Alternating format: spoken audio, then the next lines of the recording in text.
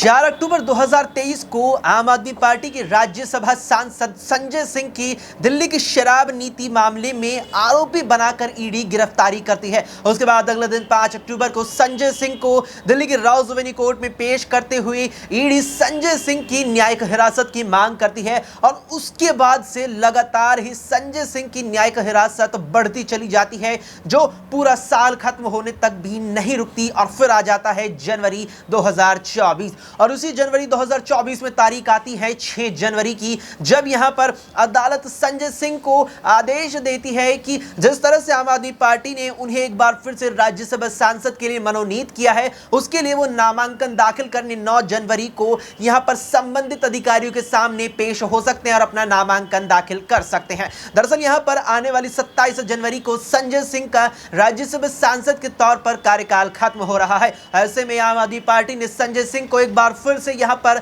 आम आदमी पार्टी की तरफ से राज्यसभा सांसद पद के लिए एक बार फिर मनोनीत किया है और उसके लिए एक कोर्ट ने यहां संजय सिंह को बीती 6 जनवरी को इजाजत दी थी कि वो संबंधित अधिकारी के सामने पेश होंगे और फिर संजय सिंह 9 जनवरी को संबंधित अधिकारी के सामने पेश होकर के अपना नामांकन दाखिल कर देते हैं। और उसके बाद आज यानी कि 12 जनवरी को संजय सिंह अपना सर्टिफिकेट लेने भी यहां पर पेश होने वाले हैं। अब जिस तरह से यहां पर लगातार ही संजय सिंह को थोड़ी छोटी कुछ यहां पर हल्की मुल्की कह सकते हैं कि राहत मिलती नजर आ रही है। ऐसे में सवाल भी कई उठ रहे हैं संजय सिंह को लेकर के। पहले जो सवाल उठ रहे थे संजय सिंह को यहां पर मुश्किलों में जो डालते नजर आ रहे थे, अब सवाल संजय सिंह की राहत को लेकर उठ रहे हैं। नमस्कार, मैं हूं अक्षय अग्रवाल और स्वागत है आप सभी का हमारी इस खास पेशकश में जिसका नाम है बात जरूरी है। हमारे साथ हमारे सहयोगी दौलत है। दौलत से बात करेंगे यहां पर इस पूरे मुद्दे पर लेकर के।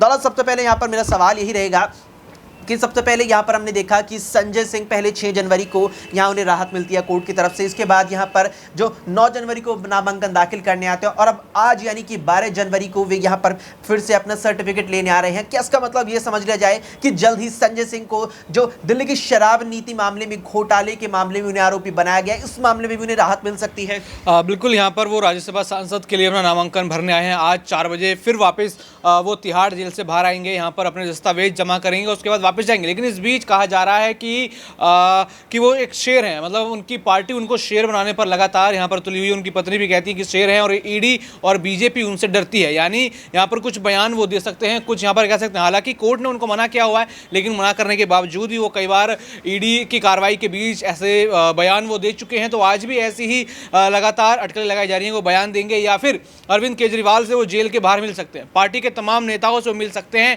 और रणनीति राज्यसभा के साथ साथ लोकसभा चुनाव 2024 जो अभी आने ही वाला है, यानी 22 जनवरी 2024 से यहाँ पर आगाज आप समझ लीजिएगा कि यहाँ पर लोकसभा चुनाव का हो जाएगा, क्योंकि उस दिन अयोध्या में जो है प्राण प्रतिष्ठा होनी है। और सबसे बड़ा मुद्दा यहाँ पर राम मंदिर ही माना जा रहा है। लोग कह रहे हैं कि इस मुद्दे से बीजेपी वोट हासिल करना चाहती है, यानी यहाँ पर रथ जो अयोध्या का होगा, लेकिन जो कुर्सी होगी दिल्ली की हासिल करने की मंशा से बीजेपी लगातार राम मंदिर के मुद्दे को बढ़ा रही है। क्योंकि इसमें हमने देखा है कि जो जितने भी शंकराचार्य हैं चारों पीठ के, उन्होंने इसका विरोध किया, लेकिन उसके बाद भी यहाँ पर कोई ऐसा बयान नहीं आया कि उन शंकराचार्य को मनाया जाएगा या फिर इसमें बीजेपी कुछ करेगी। क्योंकि कुछ मान्यताओं के अनुसार अभी मंदिर में वह जगह स्थापित नहीं हुई है यहाँ ध्वज के लिए कि यहाँ पर जो है प्राण प्रतिष्ठा की जाए। लेकिन लगातार अपना मुद्दा बनाने के लिए बीजेपी इसका इस्तेमाल कर रही है। ऐसे में संजय सिंह बड़ा वार यहाँ पर करते हुए नजर आ सकते हैं। बाकी तमाम नेताओं की प्रतिक्रिया आपने देखी होगी राम मंदिर और बीजेपी और लोकसभा चुनाव को लेकर, और दिल्ली में जिस तरीके से ईडी जो कहती है आम आदमी पार्टी की ईडी का इस्तेमाल यहाँ पर बड़े अच्छे तरीके से बीजेपी कर रही है सिर्फ प्रतिद्वंदियों को मारने के लिए, उसका भी खुलासा कहीं ना कहीं यहाँ पर होता हुआ नजर आएगा। बिल्कुल यहाँ पर खुलासा होता नजर आएगा। लेकिन दौलत, यहाँ पर बात चल रही है, आपने जिक्र किया कि संजय सिंह को लगातार शेर कहा जा रहा है, चाहे आम आदमी पार्टी के नेता हो, चाहे यहाँ पर उनकी पत्नी हो। लेकिन अगर इस समय देखा जाए तो आम आदमी पार्टी का ये शेर तिहाड़ के जेल रूपी पिंजरे में बंद है। तो क्या जेल रूपी पिंजरे में बंद संजय सिंह शेर को क्या इस तरह से राज्यसभा सांसद के लिए एक बार फिर आगे कर आम आदमी पार्टी लोकसभा में वोट बटोर पाएगी, खासतौर पर संजय सिंह के नाम से? देखिए, एक तरीके से यहाँ पर विक्टिम कार्ड खेला जा रहा है। यहाँ पर आम आदमी पार्टी अपने आप को एक मासूम पार्टी बता रही है, अपने आप को कह रही है कि बीजेपी की साजिश हमारे ऊपर चल रही है। यानी जब भी ईडी से जुड़ा मुद्दा आप उनसे पूछ लीजिए, घोटालों से जुड़ा मुद्दा आप पूछ लीजिए, ये पूछ लीजिए कि आपके मंत्री क्या कर रहे हैं, उनका रिपोर्ट कार्ड आप अगर कभी भी मांग लेंगे तो एक जवाब होगा कि बीजेपी साजिश कर रही है इसलिए हम काम नहीं कर पा रहे। यानी बीजेपी हर समय सिर्फ एक ही व्यक्ति, एक ही पार्टी के पीछे लगी रहती है। उनके बयानों से तो कुछ ऐसा ही झलकता है और ऐसे में संजय सिंह लगातार जिस तरीके से बीजेपी को यहाँ पर घेरते हैं तो ऐसा लगता है कि बीजेपी को घेरने वाले वो एकमात्र नेता है और उनको भी कहीं ना कहीं बोलने से रोका जा रहा है। राज्यसभा में उनको सस्पेंड कर दिया गया, फिर उनको जेल में डाल दिया गया। अब दोबारा वो राज्यसभा यहाँ पर बनेंगे जब चुनाव होगा, कहीं ना कहीं उसमें भी उन चुनावों में भी कहीं ना कहीं बीजेपी जो है संजय सिंह के खिलाफ साजिश कर सकती है। ऐसी जो है चीज़ें कही जा रही है आम आदमी पार्टी की तरफ से, ये अनुमान यहाँ पर लगाए जा रहे हैं। यानी अनुमान पर ही दिल्ली की राजनीति यहाँ पर लगातार टिकी है और जब शाम 4 बजे वो 4:30 या 4:30 बजे जब वो आएंगे तो देखने वाली बात होगी कि क्या वो मीडिया से कुछ बात करते हुए आ सकते हैं कि नहीं।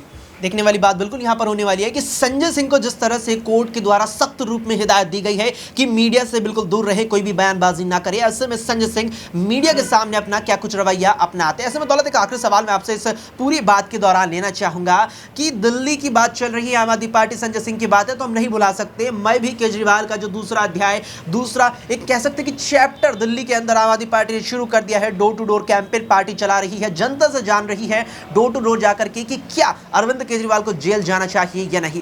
क्या लगता है कि जिस तरह से पहला अध्याय इसका 4 जनवरी से हमें देखने को मिला था, 1 दिसंबर से माफ कीजिएगा, दिसंबर से 30 दिसंबर के बीच देखने को मिला, 4 जनवरी से दूसरा अध्याय पार्टी ने शुरू किया, क्या इसके जरिए दिल्ली की 7 लोकसभा सीटें जो हैं उन पर आम आदमी पार्टी अपनी मजबूती बना पाएगी?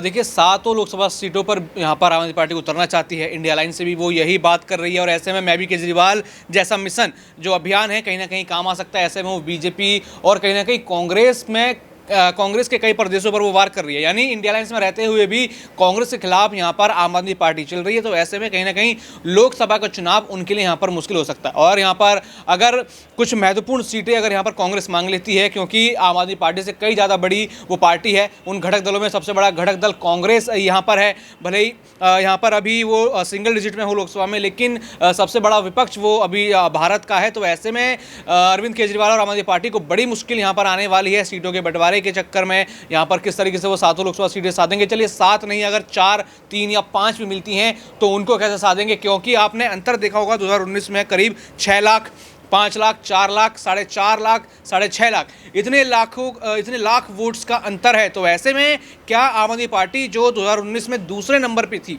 यानी बस 2 सीटों पर दूसरे नंबर पे थी, तो क्या ऐसे में 7 सीटें जीतना कहीं ना कहीं उनके लिए यहाँ पर मुश्किल नजर आता है? बिल्कुल यहाँ पर मुश्किल नजर आता है। हमारे सहयोगी दौलत का साफ तौर पर कहना है कि 2019 के लोकसभा चुनावों के दौरान यहाँ पर अगर इंडिया गठबंधन की जो प्रमुख दल दिल्ली में है, आम आदमी पार्टी और कांग्रेस, इन दोनों दलों के उम्मीदवारों की वोट में मिला दिया जाए, उससे भी ज्यादा अंतर से बीजेपी उम्मीदवारों ने 19 में जीत दर्ज की थी। जिसको देखते हुए लगता है कि दिल्ली में अगर सीट बंटवारा तय तरीके से, सही तरीके से हो भी जाता है, उसके बावजूद आम आदमी पार्टी और यहाँ कांग्रेस के लिए इंडिया गठबंधन के अंदर आने के बाद भी जो सीटों को जीतने का यहाँ पर जो अंतर होगा, जो सीटों को जीतने का संख्या बल होगा, वो भी बिल्कुल आसान नहीं रहने वाला है। साथ ही साथ संजय सिंह का देखना अब यहाँ पर बेहद जरूरी होने वाला है कि जिस तरह से कुछ हद तक या कहीं कुछ छोटी यहाँ पर राहत जो संजय सिंह को मिली है यहाँ पर, क्या इसके बाद अब बड़ी राहत संजय सिंह की तरफ बढ़ रही है या नहीं। इस पर क्या कुछ आपकी राय है, कमेंट बॉक्स में हमें कमेंट करके जरूर बताएं। फिलहाल के लिए इस पेशकश में इतना ही। देश और दुनिया की तमाम खबरों के लिए आप देखते रहें SPN 9 न्यूज।